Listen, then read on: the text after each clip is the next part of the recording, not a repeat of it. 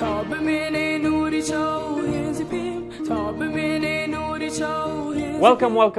to Diwaxan Universe's newest episode. In this episode, we have a very dear friend and a very dear guest on our podcast, which is Mohammed Fatih.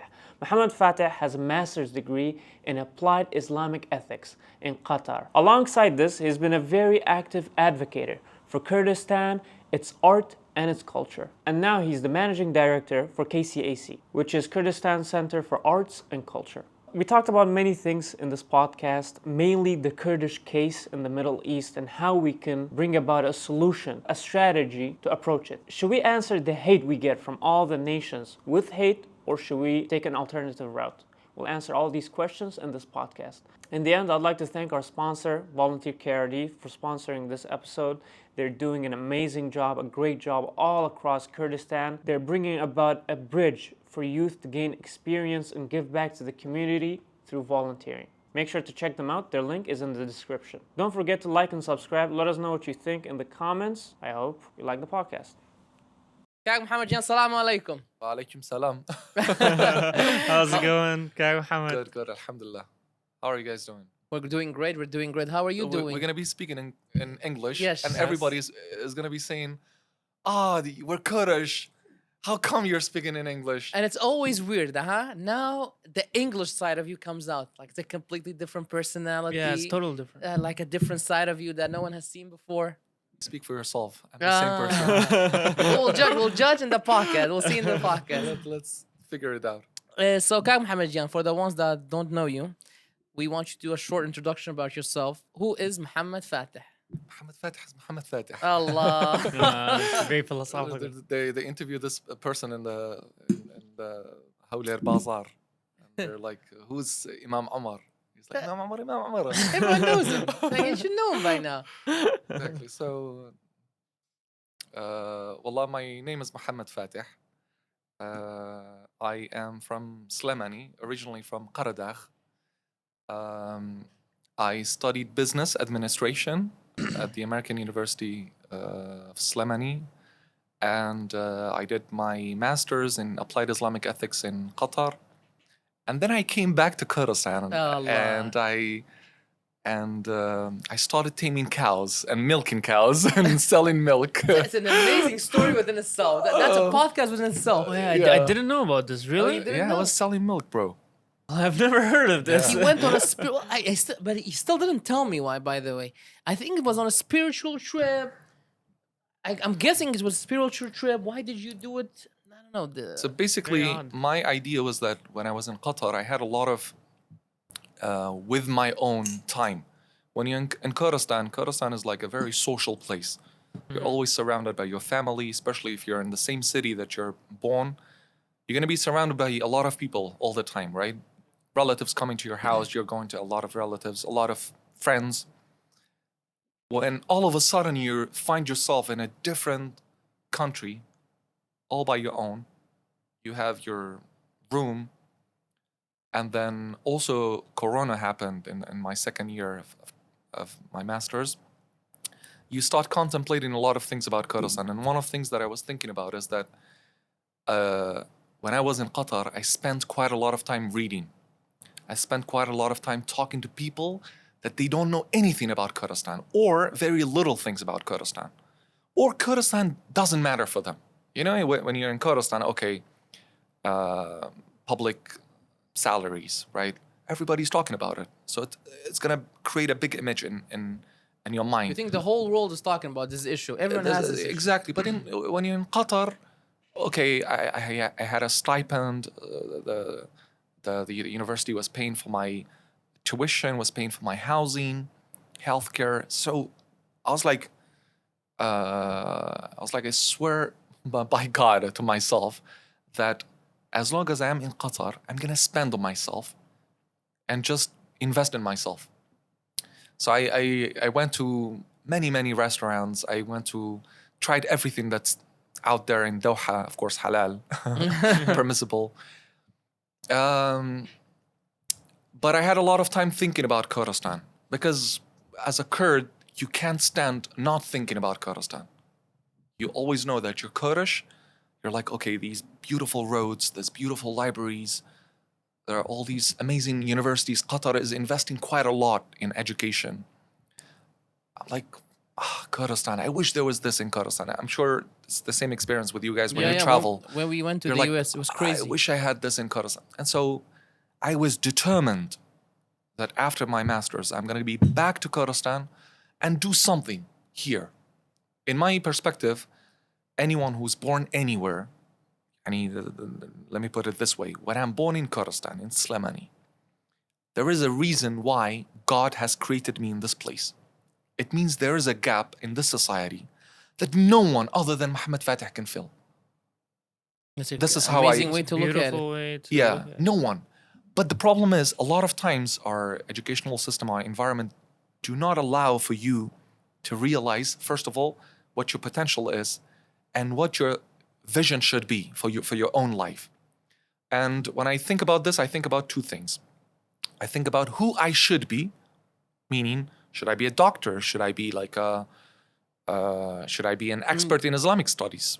No, should I be a business owner? An Right? engineer. An engineer. This is like one type of goal. Who should I be?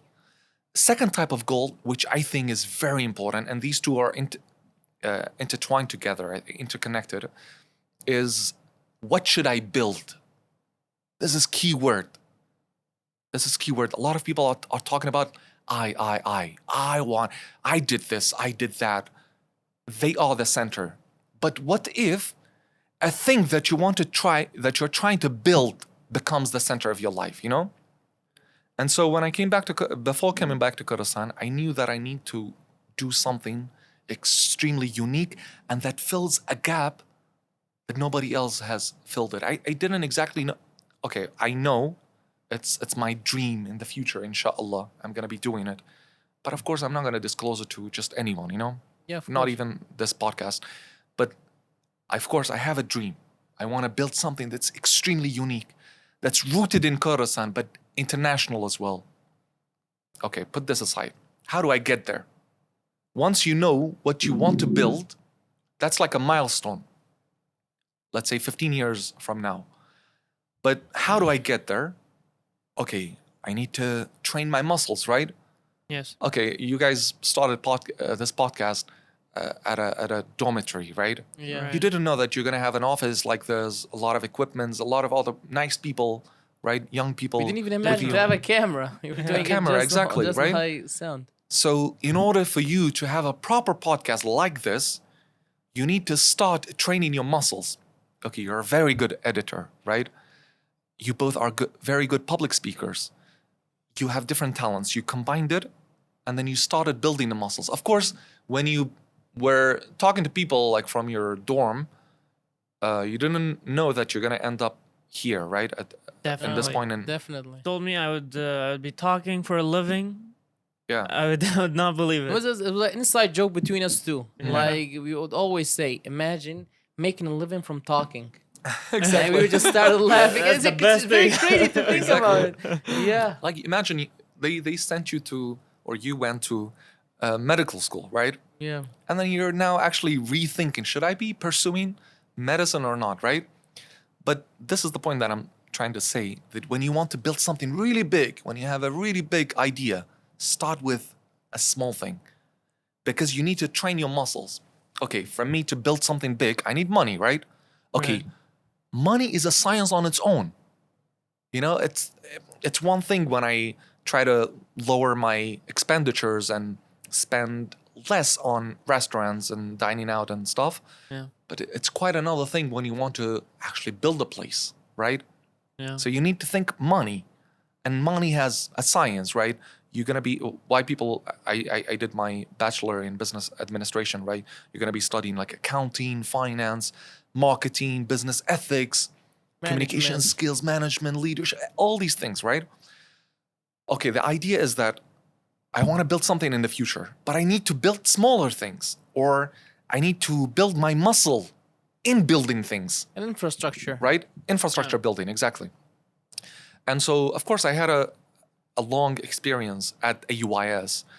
I was like the first employee at Kashkul, which is the Center for Arts and Culture at the American University It's the center that has translated most poetry from Kurdish to English.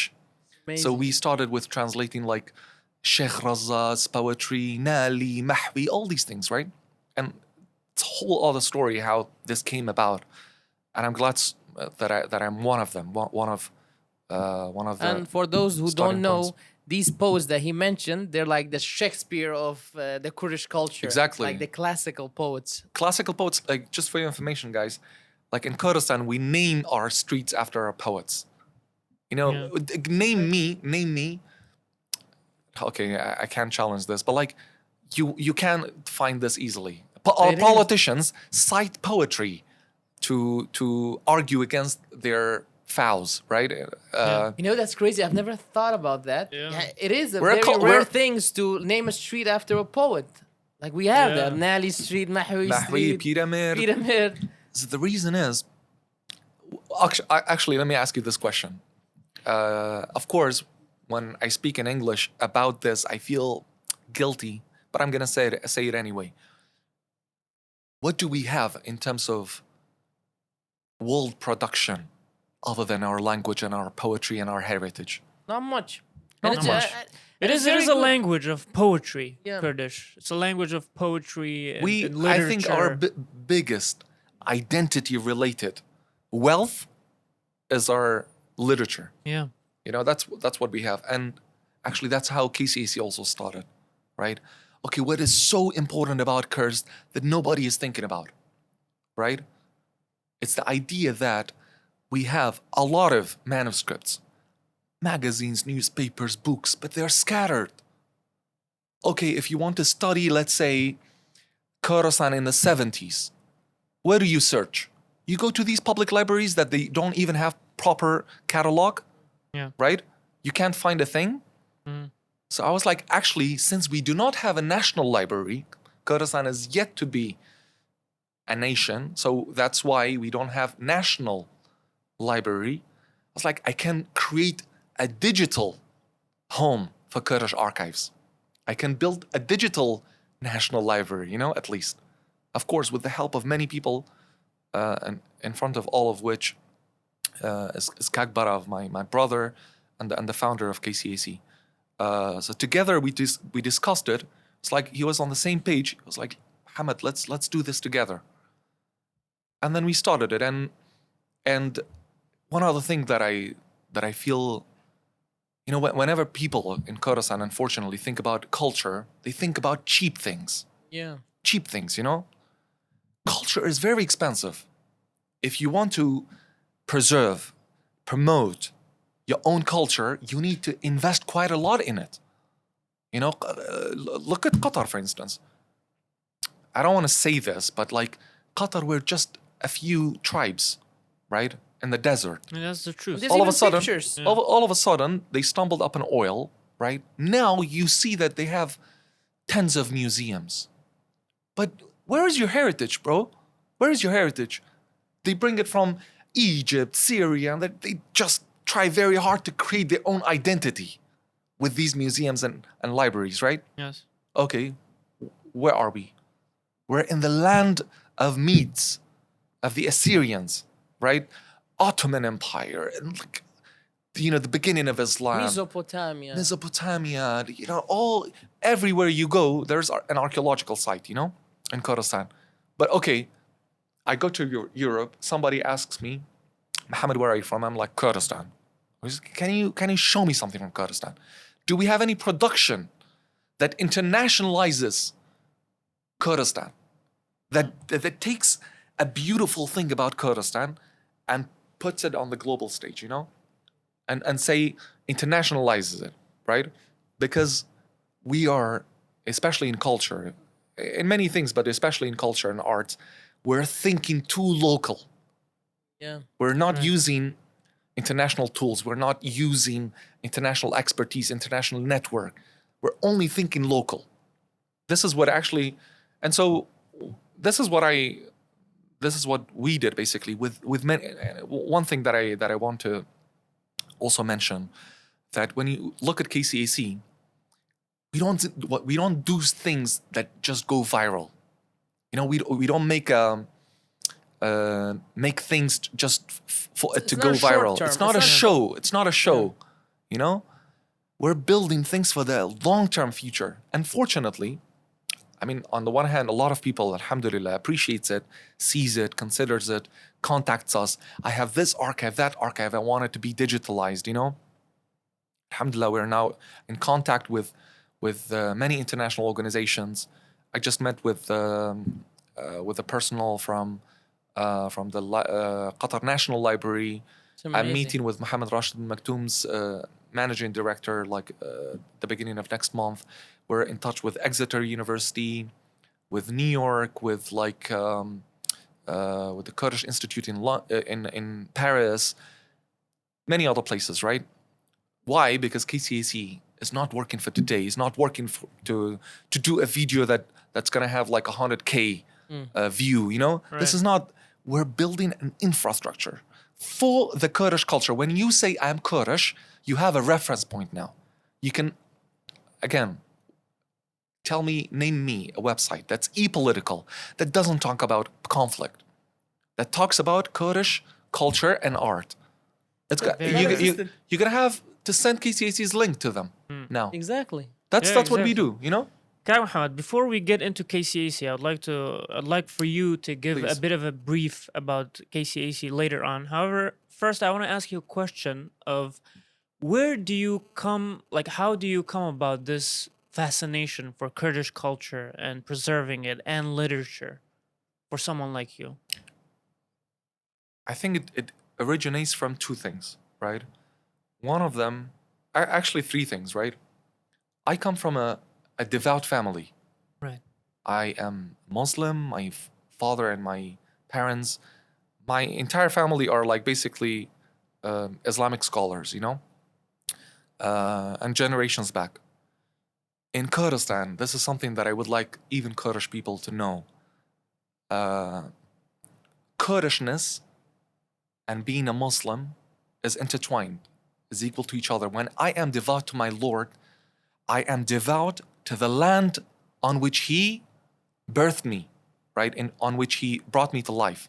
True. So my love for my country comes from my faith in my Lord, and my Lord requires me, requests from me, commands me to be a source of goodness for my surrounding and my immediate surrounding. الأقرباء أولى بالمعروف. Those who are closer to you Are more worthy. are more worthy of you doing goodness to them, right? So all these things matters. And by the way, a lot of Kurdish leaders throughout our history, of course, with all the other minorities, everybody is part of Kurdistan, right? But I'm speaking from my own perspective as a Kurdish Muslim. Most of our revolutionary leaders, Mala Idrisi Batlisi, Qazi Muhammad, Sheikh Saidi Piran, Mala Mustafa, before him Sheikh Ahmadi Barzan, Awi Slemani Chipialan, the king of Slemani, Malik Mahmud. Malik Mahmud. All of these are either sheikhs or like Islamic scholars and mullahs, right? So Islam has always been a source of And Inspiration, Salah ad-Din. Salah ad-Din. Ayyubi. Exactly. Even our poets. Our poets- Surprisingly, most of our popular poets Exactly. were Adori, like mullahs. exactly. And- Nali, And it's a Mahwi. funny thing too. Most of the time, like us, like this young generation, we read these poems, we immediately think about a very nice, beautiful girl. That Yeah. the poet is saying these very beautiful, delicate, like poems for them. But Right. actually, most of them is for the Prophet, peace be upon him. Yeah, a lot. يعني the classical poetry is like a spiritual gift for God and His Prophet. Seriously, and it's not my own claim; it's the claim of many others. Although, of course, there are discussions about like corporeal and incorporeal love, meaning that when I love a woman in a permissible way, it's not against love of God and stuff like that. Yeah, It's like when they're describing a woman, they're describing God's creation after all, right? Or like it serves as an analogy for their own love of God. But exactly, even our poets, everything that we are proud of as Kurdish people, a lot of it is Islamic, comes from Islam, but in a Kurdish context. So that's my first source of love for my own homeland.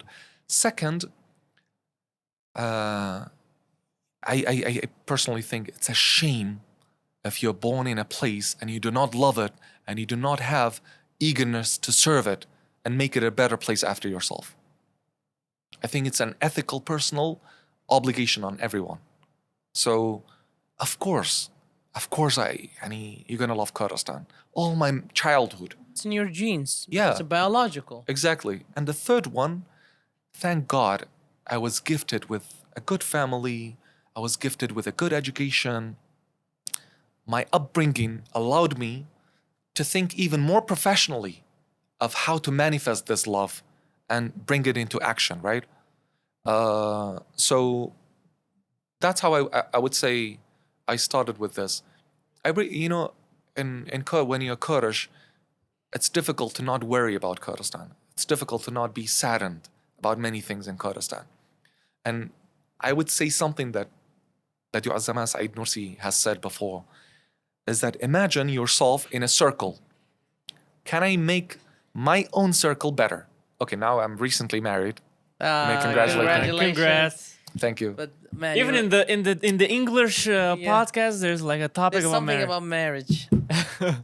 I'm in a position now, guys, Have like a that I mercy can on advise you on marriage. You know? So how's life as a married man? I wanted to talk about that actually. So in my close circle, there's me and my wife, right? Yeah. Can I make my own house a good place for me and my wife and my future children, inshallah, to be a good house? You know, everybody who comes to my house feels good, feels happy. You know, everyone we meet with open-heartedness. Okay, if I manage to do good in my own circle, okay, I'm going to expand it. Now, I personally have another circle, which is KCAC. We've got like about 10 to 15 people, but then also tens of others who are like freelancers and people we deal with, right? Our network. This is my family. I would do anything for them. When they get sick, I get worried about them. Outside of this circle, when things happen and it's wrong and it's bad, this and that, I worry about them, but I don't worry too much because I'm busy building something for Kurdistan in my own circle, you know? And building KCAC is not easy, you know? Also, the dream that KCAC has, which is to bring all Kurdish archives into one digital home currently, and in the future even more. This is a very, very big thing. We have publications, Kakajir, Yes. that there are only 40 copies of them in Kurdistan. And they can be destroyed, you know? This is a culture being destroyed if they're like lost without being well digitalized, you know? Sure. So when we digitalize them, we immortalize this archive, right? And we maintain it, increase access to it, and increase research. Okay, one other thing. One thing that I think is KCAC is very important for is that if you want to study anything about Kurdistan, you know, this is becoming a research tool for us to understand ourselves. Right. A lot of times we tend to think that, oh, I know myself, I know what Kurdistan is. But do you really know? You know? Yeah. So this archive serves as raw data for researchers to conduct research about who we are, what we should be, and where we are, right? Basically. On that topic, I want you to describe KCAC more because we talked about some bits and pieces here and there, but we didn't give an official description of it. And before that, we get into the topic of KCAC. I loved how you mentioned why do we need this from the start? Because us being cursed to us, for our own people, we have a completely different perspective about ourselves than unfortunately what other nations have about us. Because you can't be a Kurd and not think about the many racism that we get from other nations, many misunderstandings, many differences that we may have over the future. And in this new generation right now, it's amazing that we still have these conflicts. It's showing another side of us. Like, we're peaceful people. We're not trying to harm anyone. We're just trying to love our culture, to build something for us, to, like every other nation, have something to be proud of, which is our culture, our language. And because of the lack of resources and the lack of, I don't know, coordination and infrastructure, we've never had that. And that's why KCAC, like, and it's what do you call it? It's Kurdistan Center for Arts and Culture. Yes, I forgot the word, when you shorten something. Abbreviation of Kurdistan Center for Arts and Culture. And I completely agree with you. So actually, let me put it down into a question. Whenever you ask someone outside of Kurdistan, do you know anything about Kurdistan? What do they say? Peshmerga, brave, right? Right. Outside of these two things, what can they say? What can they know about us? Nothing much. Right? Nothing. This is our fault, partially, if not completely, you know? Yes. There is life, there is beauty, there is art and culture outside of war, outside of conflict, outside of Peshmerga is brave. That's what KCAC is doing. KCAC tries to present an image of Kurdistan, which is true, which is real, which is our day-to-day life. Comprehensive. You know? Comprehensive, through our photojournalism project, through our translations, through the archiving of our libraries and archives, and through public projects and exhibitions and publications. Through all these things, we're trying to talk about things outside of war. You know, when you go to a village, right? Just as a stranger, they serve you food, they sing for you, they host you. Right. Is this not Kurdish? Art. Where do you find this? Go to Washington D.C. I went there. Like, there are hundreds of thousands of homeless people in D.C., in the capital city of the richest country on the planet. Should I be in awe and inspiration of this state, U.S.? Of course, yes. They have many amazing things. We're just talking about how amazing their universities are, right? Or like many other things. But they also have ugly things that we are way ahead of them. Yes. You know, this is not little. You know, when we're a hospitable nation, we're a nation of poetry. You know, when we are a nation of beautiful culture and art. Amazing food. Amazing food, right? Yeah. I was about to say that as well. Amazing tea. Amazing tea. Look at how cute our. I think they call this esticans in English. Estican, yes. Yes. Look how amazing this is. It's This is really our beautiful. culture. Look at the Our clothes. Our clothes, the pattern, everything. and everything about it, you know, yourself. And so, unfortunately, I see a lot of people when they go outside of Kurdistan, they start like blaming their own roots, you know? Of course, like there are many things to change, but we also should remember the Kurdistan regional government of Iraq has only maximum 6 million Kurds, which is part of 40 to 50 million Kurds outside of the semi-autonomous region of Kurdistan. And the semi-autonomous region of Kurdistan is only 30 years old. And 10 years of that 30 years, even more than that, we were living through the civil war. Everything that you see that has been built is the production of our understanding of how to govern ourselves within 20 years. Because we do not have a long Not tradition. even 20. Because of ISIS. Because of The ISIS, cases of ISIS. many conflict with the central And government. after that, the invading of Iraq and all these. If you give them, yes, it's like around 10 to 15 years. We said we have peace to grow and prosper. Dr. Muhammad, like this is unique. Very, because very unique. imagine Kurds have always existed, right? We have never been able to rule ourselves. Right. At least in the last 1,000 years old, in the last 1,000 years, for the first time in history, we're able to half govern ourselves, right? This is unique. Okay, all of a sudden I'm the directorate of a health center, but I've never enjoyed an education to tell me how to manage a health center, you know? Yeah. And in 10 years, you turn it upside up, just like that. really, like I have friends visited Kurdistan who are international, who are not from Kurdistan, and they're amazed by many things about Kurdistan, you know? They're like, wow, we didn't know that this is Iraq. this is not Iraq. This is Kurdistan. You know, it's really amazing. different. Yeah, And so, true. Alhamdulillah, thank God, we have a lot of things to be proud of. But have we preserved them well? Have we promoted them well?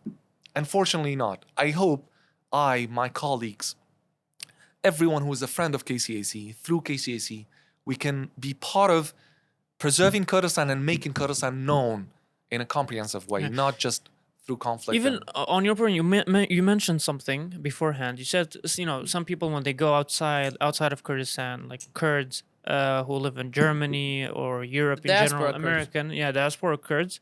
Some of them, not all of them. There's always going to be like the bad bunch. Right. They blame it on their roots. Right. You mentioned, Right. but if you decide not to be a Kurd, you can't decide to be anything else. You can't decide to be Chinese or American or French. Yeah. That's literally impossible. Exactly. But from your face. So I love this point. Yeah. Actually, it's such a good point. But do we know what being a Kurd is? Yeah. Archiving is going to enable you to at least study yourself to know who I am as a Yes. Kurd. Do we know who we are as Kurds? How should a Kurd live? How should a Kurd view the world? Let me tell you something about Turkey. I know Turkish. They complain about their government all the time, right? But once you say a single word about the army, they're gonna beat you. Oh, damn. Many They'll people speak ill of Peshmerga. Do we beat them? Do No. we criticize them? No. Meaning that as a nation, we still do not have a unified perception of how we should look at ourselves outside of Kurdistan. Inside of Kurdistan, you're this party, you're that party, let's criticize each other, let's refute and debate. It's good. Yeah. But outside of Kurdistan, You're lost. why do we belittle ourselves so much, you know? lost. You could say that we don't have any sacred pillars that we defend. All the 50 million Kurds around the world defend with their heart and soul and lives.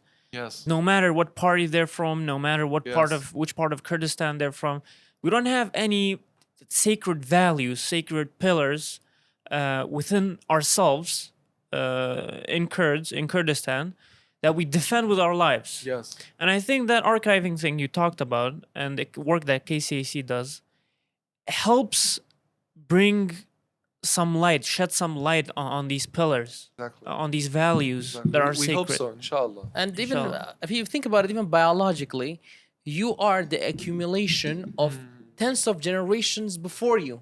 So these are these genes inside you. Some of these behaviors inside you that sometimes you think in a way, you act in a way, because we do believe that all Kurds in some way, shape, or form think the same. We feel the same. They have some common denominator. Yeah, at least, some common denominator. Language, culture, and True. But because of our internal conflicts, because of, let's say, our way of thinking so small about things, sometimes we forget it. And most of the time, when we go outside, when we see the other nations, and we see these big countries, amazing countries, then we remember some of ourselves. And there's a great quote from Sheikh Saidi Piran. He says, even if you forget you're a Kurd, your enemies won't let you forget you're a Kurd. Exactly. And so it's an amazing thing to think about it. Like, Exactly. we should cherish these things. And even think about it from an Islamic way, from a spiritual way. We didn't choose to be Kurds. Yes. God chose it for us. Yeah. So it's one of those things that you should be proud of, because there's many nations that you have a rich history, rich culture, Exactly. many great personalities. One of the biggest Exactly. changing moments in history, Salah ad-Din Ayyubi, yeah. was a proud I Kurd. completely agree. And what you're doing with the archiving, the amount of amazing stuff that we saw, made us very happy. Like, I still remember going through the website, seeing some of the old pictures, how happy they were, how simple, how Kurdish they were. You feel a sense of belonging to your own roots and origin. And this is what it means to be from a nation and not from another nation, right? You need to have some roots in your own culture. So inshallah, yani, with time, we can. So what does, And that's actually a good point. Here's something that I really would like to say to my fellow Kurds. Change doesn't happen quickly. change takes time. We all know about America, right? They went through bloody civil war, bloody racism. Now they have very good system. They have, like, when you think about the, what is it called? Checks and balances, right? Yeah. The separation of some major institutions like the Congress, the executive branch of the government, the Justice Department. They double check each other, you know? It's a very strong system. We do not have that in Kurdistan yet. But no nation had it quickly, you know? It's going to take time.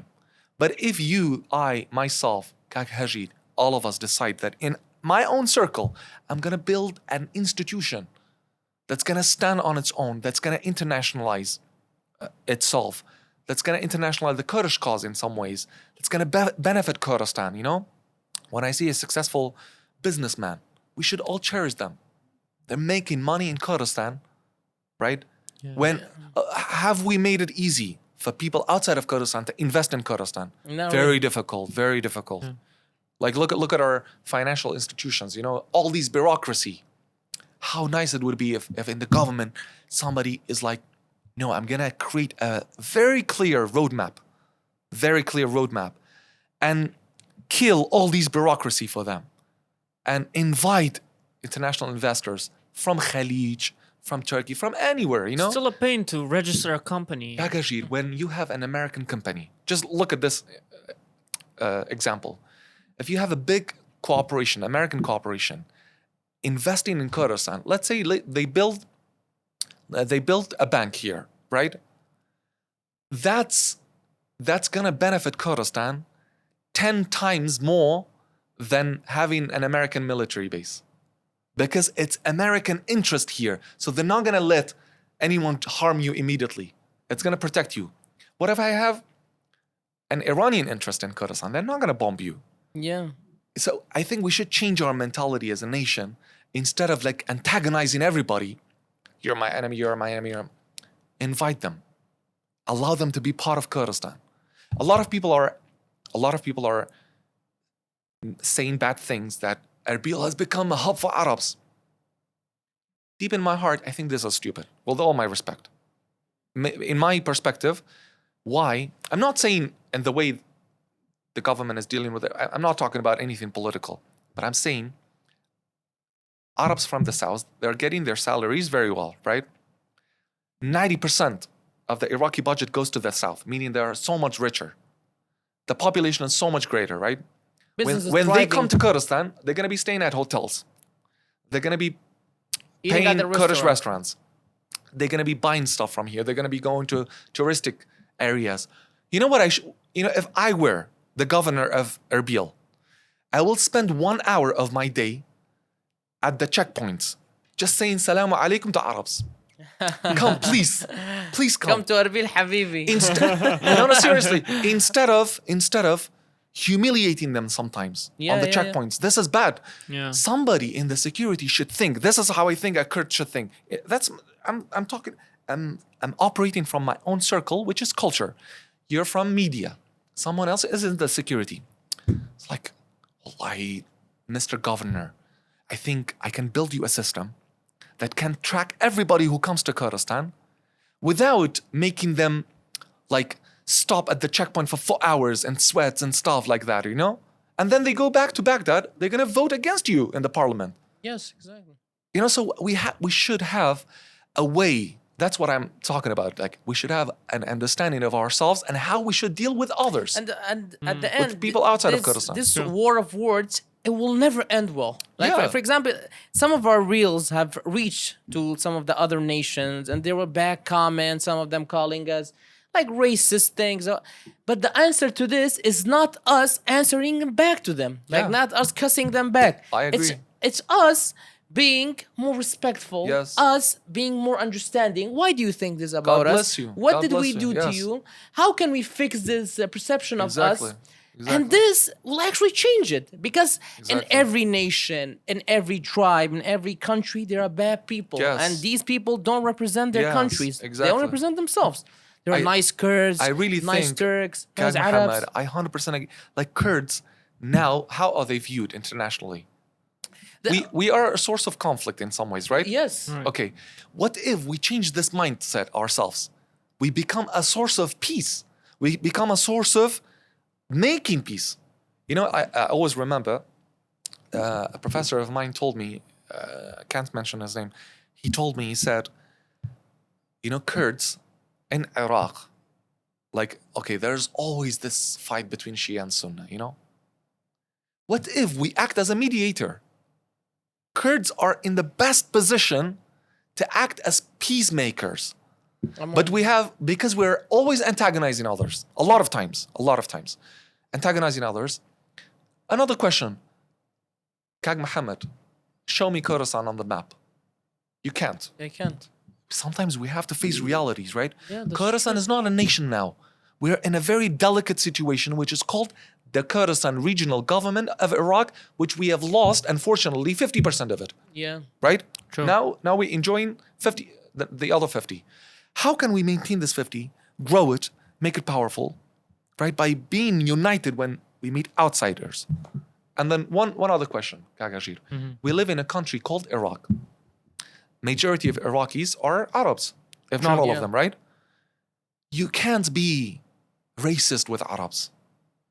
And just in reality, out of your goodness as a Kurdish person, you should make peace with Arabs. You should love them. There are so many commonalities between us and them. How nice it would be if our politics, if our securities, if our teachers and media are reflecting this image of Kurdistan, that we are a welcoming people. We are brothers and sisters to Arabs. We're not a threat to anyone. Now politicians are screaming this, but do they believe them? Because the media is not supportive of this message. You know, a lot of us are not supportive of this message. We're like, Arabi Piapati, you know, this is shame talking like this. It's ignorant. It's a shame. Very, very ignorant. And so I personally think we should create an understanding of ourselves for outside of ourselves. I personally think KCAC, Kurdistan Center for Arts and Culture, is doing exactly that in its own circle. Of course, I'm not a government. I'm just an institution with 10 people. You know, I can only do this much. Yet a lot of people are, when they talk to me, when I see their comments, you call yourselves Kurds and you speak in English, you write your captions in English. Bro, like if I speak in Sorani, only 3 million people are understanding me. Even the rest of the Kurds don't get you. You know? Right. Yeah. You think being a Kurdish, promoting Kurdishness can only happen through Kurdish? Think about the bigger picture. You know, this is something that I always mention.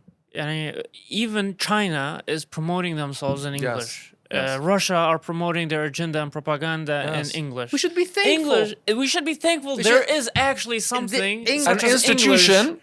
an institution that's like speaking and writing in English, you know? Yeah, exactly. I should be, my hands should be Not, kissed, you not know? even that. I'm saying we should be thankful every day we wake up, say, Alhamdulillah, there's a language where we can speak and almost 70 to 80% of the world can speak. Imagine this world is 8 billion Yes. peoples now. Yes. And every 10, 50, 100 million people spoke a language. Yeah, yeah. And there's no common language between all these nations. disaster. Exactly. That's a recipe for disaster. No, like, imagine a Japanese guy coming up to you and telling you about his culture or her culture in Japanese for like an hour. Like, God bless America.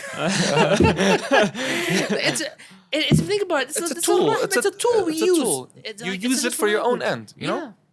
To Exactly. promote everything. And I loved the mentality that you just mentioned because Kurds in general, we're very passionate people, very Yeah. emotional. Yeah. Like the moment anyone says something, we want to rally up. And this has happened in history, if you think about Yes. it. Most of our decisions, unfortunately, were based on emotions. Emotional, yeah, it's We- emotional. Sometimes we lack that rational thinking. We lack that political, diplomatical thinking. Yes. Okay, right now, this guy is being racist towards me. These nations may be hurting me in a way, but what can I do to change their Yes, thoughts about me? yeah. They're stronger than me. They're better military.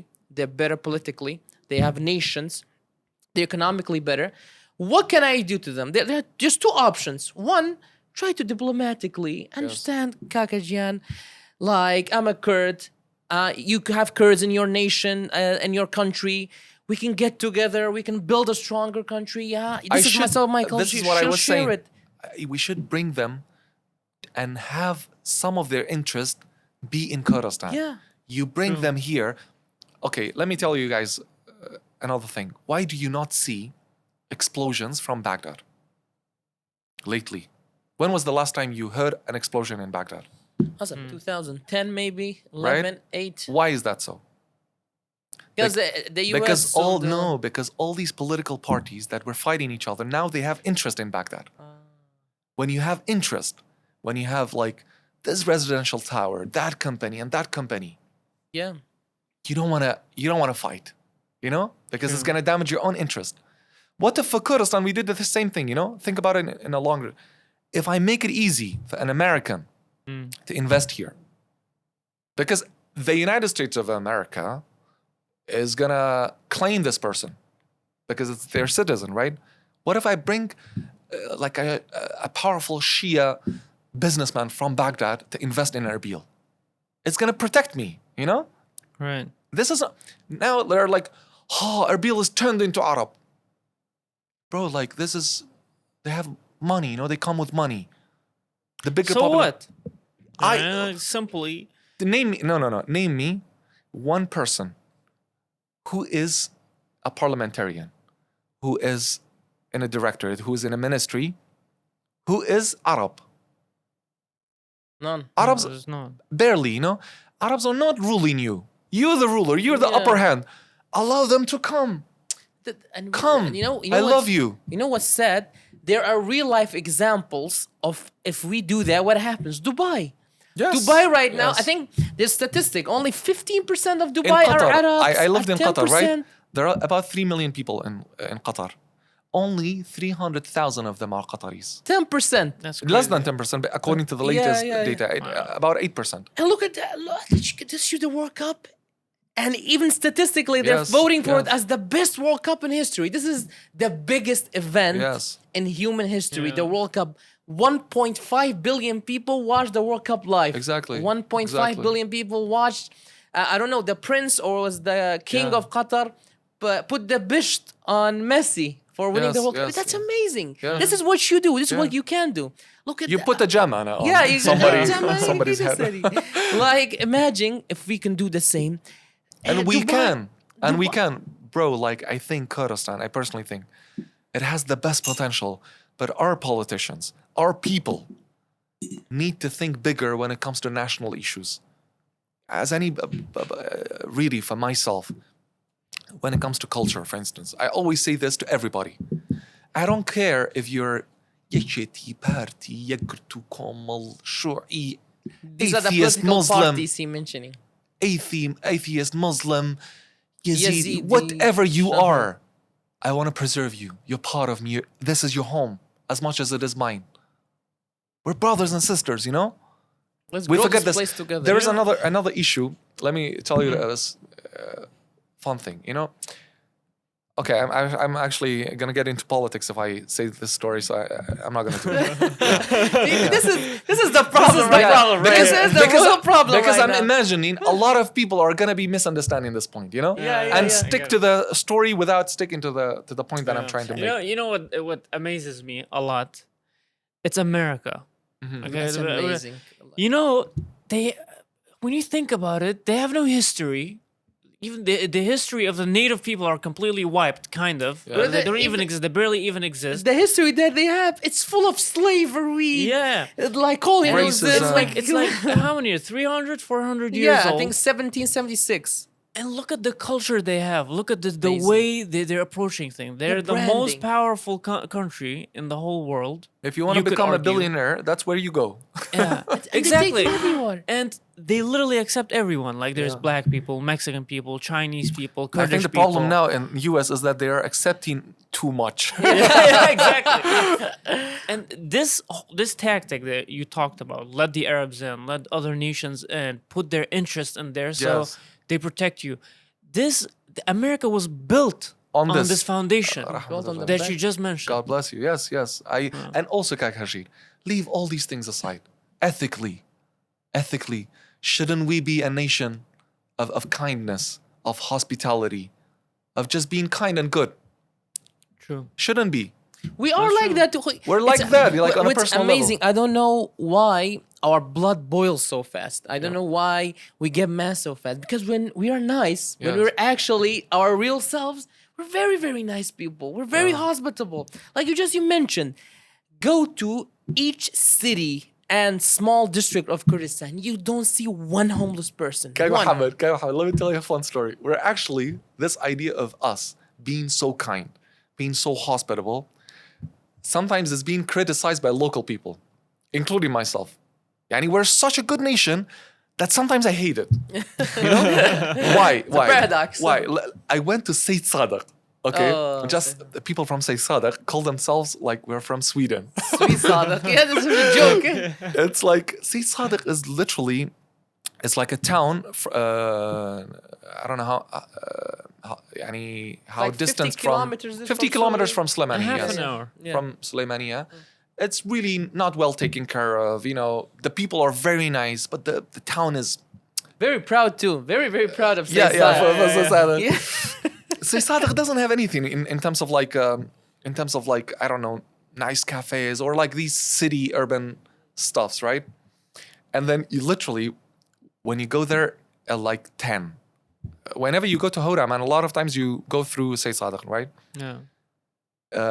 They only have this main street, and then there are like chaykhanas, like tea shops and breakfast places. People are like drinking in like hundreds by 9 a.m., 10 a.m. I went there with a white person from California. That was amazing. That's Okay. amazing recipe for a story. So it's like a white guy from California comes to Slimani. I take him to Hawraman, but we go through Sayyid Sadaq, and then I pull the car over to the side of the road, and then we go to a chaykhana. Everybody is like serving this guy food. Free stuff. like- Free stuff. You know, Free stuff. it's on us. It's on. Can I take a picture with you? It's Here's like my wallet. this Take guy. everything. Take my clothes.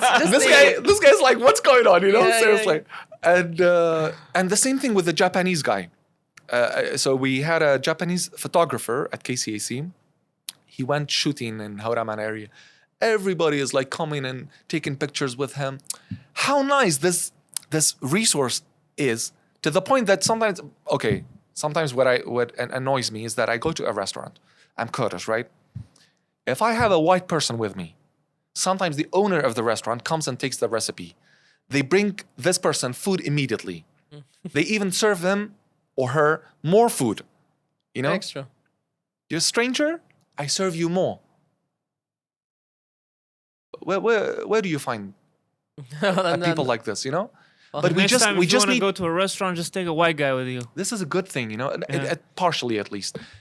This intention in us, this mannerism and ethics is very good in us. But how do we capitalize on it? Okay, we have this amazing hospital. The thing is, I was about to say something very important. So important about Kurdistan, to the point that the electricity got cut off. You know, like, Wait, this is what not letting us advance. The electricity. This is always This is the electricity. old. This is the how can I only be problem. part of Kurdistan? Yeah, like this is stuff like this that ruins it. No, electricity doesn't matter. You know, Yeah. doesn't matter. You know, Despite we look, used to. look at it from the positive way. Despite of electricity cutting off for hours, we're still doing good. Of course, Yeah. I love Kurdistan. Imagine if we had 24 hours electricity. gonna Japan, love it. I'm gonna- Japan 2.0. Like Have Japan. you seen the memes? Gonna love it Like Kurdistan, even more. if it had 24-hour electricity. yeah. Have you seen those memes? Inshallah. Inshallah. It's one of the So- things we strive for. Yes. So I was actually about to say something about our culture. Is like we're so hospitable, we're so kind, with all these examples that we talked about. But have we made any money with it? Have we capitalized on it? No. Have we turned Kurdistan into a tourism hub?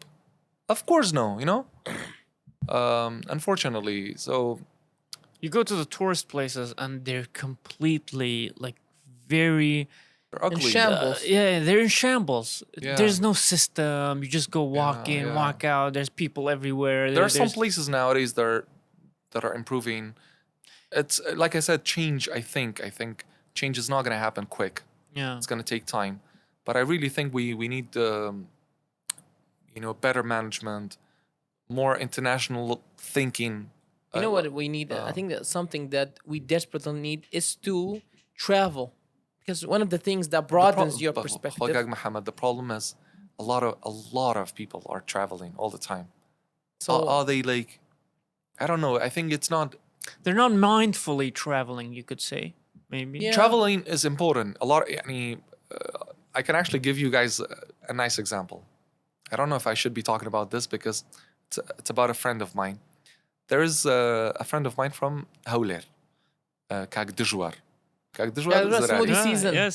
Shout out to smoothie season. It's great smoothies. Yes. So this guy, I might have met him only 10 times by now. So I don't know him very, very closely, but I know him enough to say this. What did he do? He built a brand, right? Smoothie Season. It's one of the cool, what are these called? Like Boots. Yeah. around Erbil. You know, recently, inshallah, like in the next couple of months, maybe, or even sooner, he's gonna be opening a branch in Slemani. This is first of all very nice. A guy is from Erbil. He's a successful entrepreneur. He's making money in Erbil, but he's expanding to Slemani. You know, this is nice between our cities. Next, he's thinking about going to Baghdad. He's thinking about going to Khalij. He's like, this is how I can be proud of my Kurdishness. When I take a brand from Kurdistan and a Kurdish person or a non-Kurd from Dubai, from Baghdad, can have the same experience that they could have in Kurdistan, you know? We're all proud of, like, we all want to, let's say, McDonald's to come to, let's say, Kurdistan, right? But is there anything in Kurdistan that somebody else outside of Kurdistan wants it to be in their own country? Because we're thinking too local.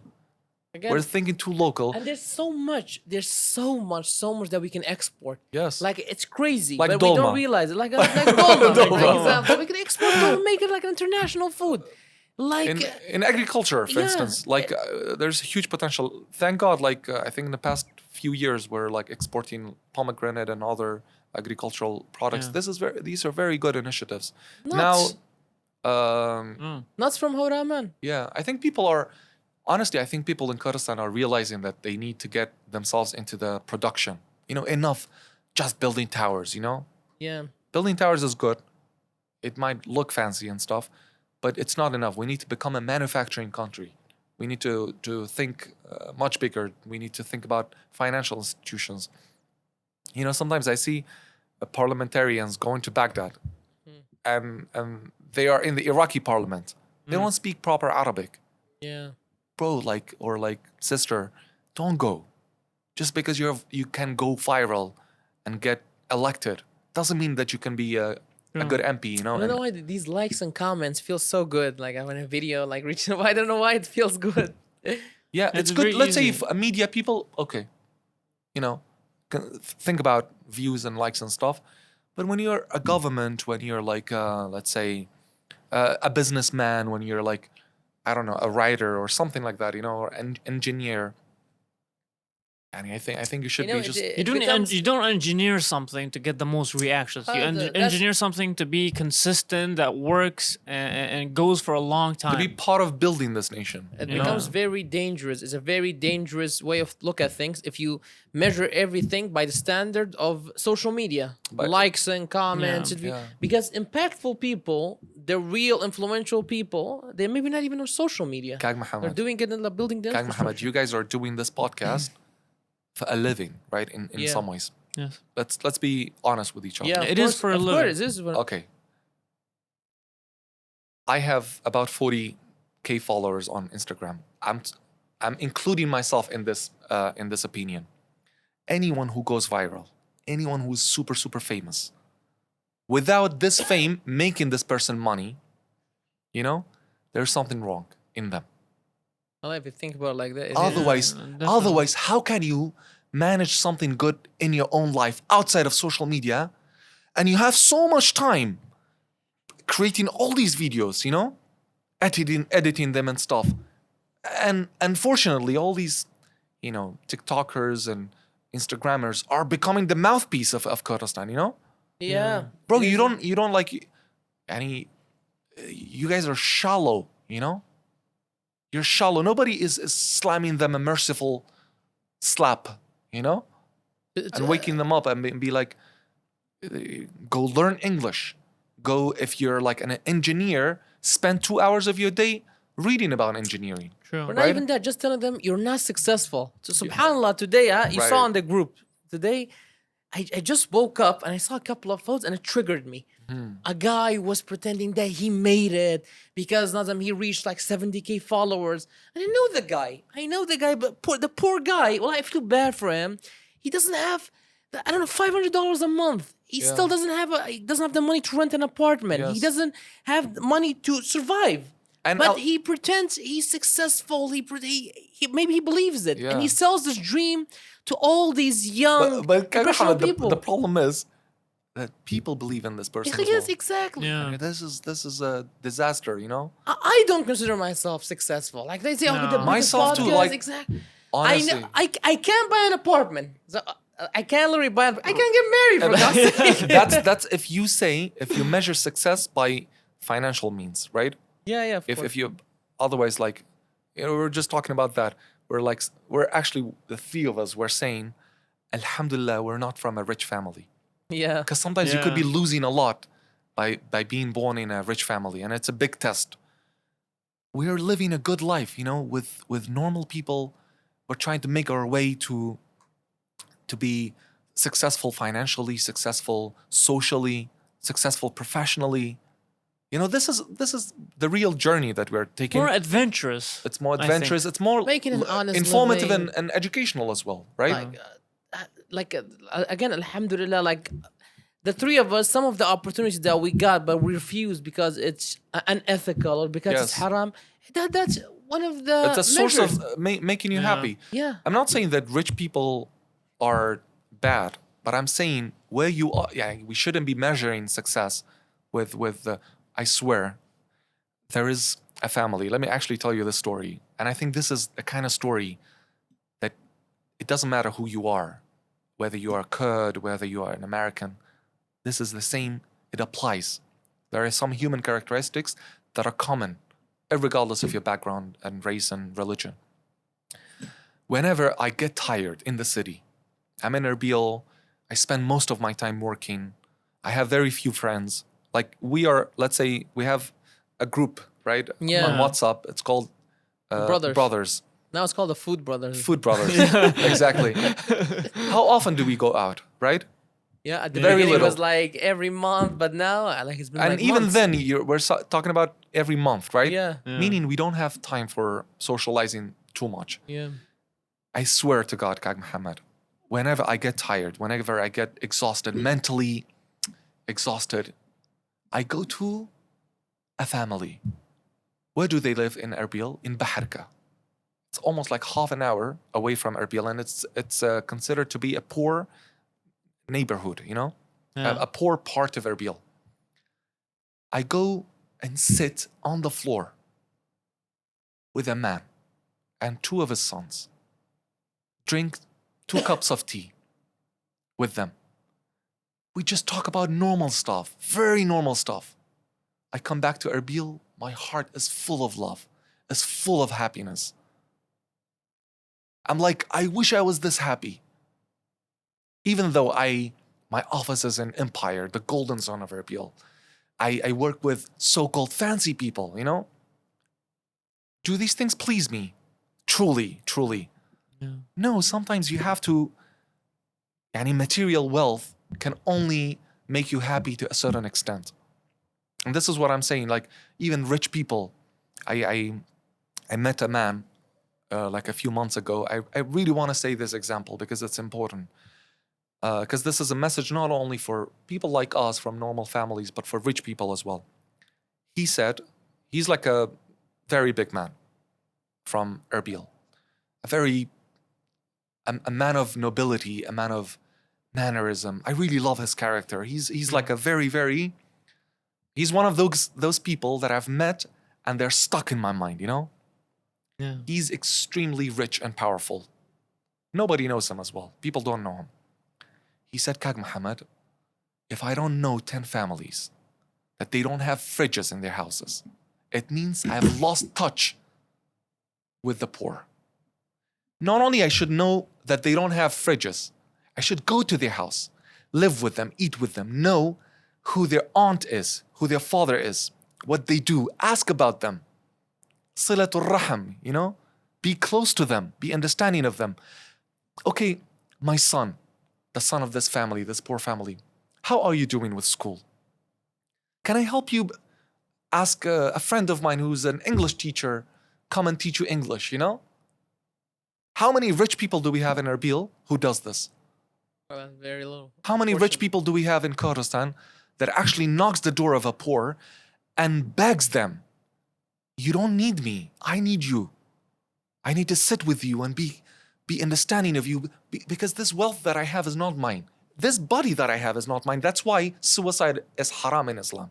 Because I don't own my body to kill it. Yeah. You know? I don't own anything. Everything is God's. If I'm a rich person, it's a responsibility.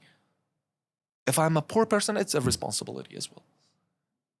So what I'm saying is that as a Kurd, this idea of like, we are a nation of kindness, we're a nation of mercy, we're a nation that respects their neighbors, you know? We should go back to these roots. And yeah, just traveling to fancy places, taking what is it called? I don't have a Snapchat. Snapchatting all your life. Does this fulfill you really, you know? It's all, all of this at the beginning. You mentioned that, for example, we set our goals to be like doctors or engineers yes. or be rich. Yes. But I feel like that's wrong because these goals are not actual goals. These are tools. For example, you have to These have are a means deeper to an goal. end. Yes. For example, I want to be rich to do this. Yes. But just being rich is the main goal, okay, when reach, let's say You're 100K, $1 million. You're lost. If you're trying to maximize numbers in your bank account, excuse my language, you're lost. If you don't have a bigger goal than money, you are 100% lost. You're lost a million times. You need like an emergency. You need to open an emergency case for yourself. Money can only be good. You should only pursue money so that you do goodness. You build Kurdistan, if you're a Kurdish person. To build something with it, you know, in Kurdistan. Speaking of myself, I really, really want to have my own house, of course, inshallah. In the future, I own a house, a car. I have a good job. I have a little bit of saving. The rest of it, I'm not going to let my kid inherit anything from me. I'm going to spend it because this is a responsibility on me. Yeah. If I'm able, I'm going to build a school. If I'm able, I'm going to build a hospital. I'm going to sponsor and support students, you know? This is what really cherishes. At the end of the day, this idea cherishes my I don't heart. think there is anything that gives you more fulfillment than giving, especially to something I who is adore in you. need. Yes. There's nothing more fulfilling, Yes. like yes. impossible. Yes. I truly do believe that. Gaga, there's this idea. I'm sorry to interrupt you. No, go ahead. In Islam, there's this verse that says, "ما نقص مال من صدقة." No money is gonna be decreased by giving it away. By charity. Okay, but this is impossible. In my pocket, let's say there's $50. I take $25 of it, I give it away. Now it's $25. I challenge you both. How many times have you experienced that you have given away and your money has increased? Tell me, Kagashi. It's, you know, if I go downstairs and buy like an ice cream for 1,000, I'll be like, God damn, I just spent this 1,000 on something, and now I have 1,000 less. But when I did like charity or whatever, I gave like some money to a kid or some poor people, I never felt that way. You never feel that way, but also you can feel actually the increase of your wealth. Yeah. Right? Because it's a spiritual, unless you test it, you cannot testify to it, you know? And God works in mysterious ways too. Like of course, if you're spiritual. It's not always so clear. For example, you give $25, then you see like 2 days later you get $25. You never know. Like Sometimes he you do shows you, but do we yeah. see it? That's the That's, question. that's a very good way to look at it too. Do we see it? You know, like Maybe sometimes we just don't appreciate it because you help something back, but you see him 2 years down the road, a big catastrophe. You Yes. just missed it by like a small knot. yes, And maybe because it was that you Yes. helped the Yeah. person exactly. yeah. Going back to KCAC, what is one thing that you guys have archived that truly touches you and is extremely rare in Kurdistan?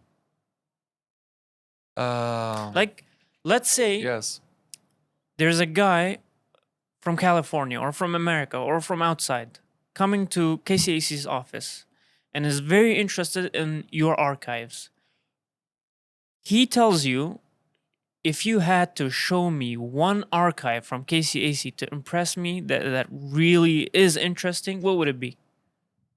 So first of all, at KCC we don't just do archiving. Yeah. We also do like translation and photojournalism and art exhibitions. But recently, we have basically digitalized a photo album. This is one of you guys' let me Yes. just be clear. Yes. You guys don't just archive. This is one of your projects. Projects, yes, Yes, yes, exactly. Our KCC archive, Kurdistan Center for Arts and Culture, which is the center, has a digital archive. This digital archive right now has about 2,000 items, like photographs and magazines, newspapers, manuscripts. We have many beautiful things in the archive, but one of the, actually, I would say, you know, one of the Kurdish young men that you guys have interviewed is Mohammed Fatih Baban. Yes. Yes. And he is from the principality, he's from the family that were the princes of Slemani, the principality of Babans. So he has inherited some manuscripts and historical documents from his own family. I think this collection is it really cherishes my heart that we were able to digitalize it and make it accessible for the public for the first time. Because he's a Kurdish man, he's into archiving as well in his own ways. We were able to digitalize it. It has that like probably dates back to like when 100 years ago, 200 years ago. 200 years ago. Yeah. It includes like Ottoman documents that acknowledges his family's rulership in Slemani, acknowledges his family's, some of his family's properties, and it has some photos of his family. I think this is one of the nice collections that we have, but also we have another collection from Iran that has survived 3 bombardments of Saddam in the past century. This collection is also very special. Like, for instance, it has a talqeen, for instance, which is like a prayer you read on the dead, 2 pages. It's got like an old passport from 1975 that you could only use it once, and it's to go to pilgrimage, that kind of passport. It also has like Arabic grammar manuscripts. So these are dear to me. But honestly, when you're an archivist, you literally love everything, you know? Yeah. Like, for instance, we archived a photo of a man standing, and behind him is a beautiful garden and then the citadel of Erbil, without these modern, personally think, ugly houses and buildings surrounding it, you know? You have see no history the behind it. beauty of the citadel in a a garden. naked way, yes. Yeah. Muhammad Jan, like God bless you. God bless you too, It was an guys. absolute pleasure having you Likewise, on. likewise. Was a Really banger. nice. Well, it was an absolute banger. Inshallah, this will open a lot of eyes about us, and this will like start some discussions Yes. about like what we as Kurds are trying to do and what our Yes. nation stands for. Yes. Nation of peace, of kindness. And we don't mean any harm to any other Yes. nation or any other people. We're just trying to survive like any other Yes. nation. We're just trying to enjoy, Yeah. cherish our culture, cherish what we have, our And language, this our was actually poems. a realistic conversation about our culture. True. We talked about our drawbacks and negative stuff. Talked about just like any other nation, you know. We're not like a complete, amazing, absolutely good Yeah. nation. We're a human after all, you know. So Exactly. it was. I'm also very glad that that I was invited. Thank you so much for the invitation. And Thank you so much. more than hosting glad me. We will to. put the links to KCAC website. You can check it out. You can see our beautiful culture there. Some of our archives, some of our you so much. and there's also translations. And for each one of these archives, you can press on it and it will translate. It's amazing. You guys gotta check it out. It's kcac.org, right? .org, yes. Well, one of the most amazing things that I was impressed by was how if you search any word in the I was archive, gonna pick it up. it's gonna pick it up and it'll show you Can, every can I say one instance final of- thing? Yeah, Even of some top archives like this, meaning we built something in Kurdistan Yeah. that's already better than many top universities' archives That's through this Man, feature. that is crazy. So, alhamdulillah, yani, So like Alhamdulillah. it has AI in it Yes. that does these things. It's amazing. Some of the poetry is beautiful. You just read it. You Yes. guys won't miss just out. skim through it and spend some time Yeah. on the archive. Again, thank you very much. Thank you, and guys. Thank you guys for watching so far. Don't forget to leave a comment, like, subscribe, and if you have anything, in Kurdish we say you put it over our eyes and our heads. It means a sign of respect to your Yes. opinions. Thank you very much and goodbye. Have a great day.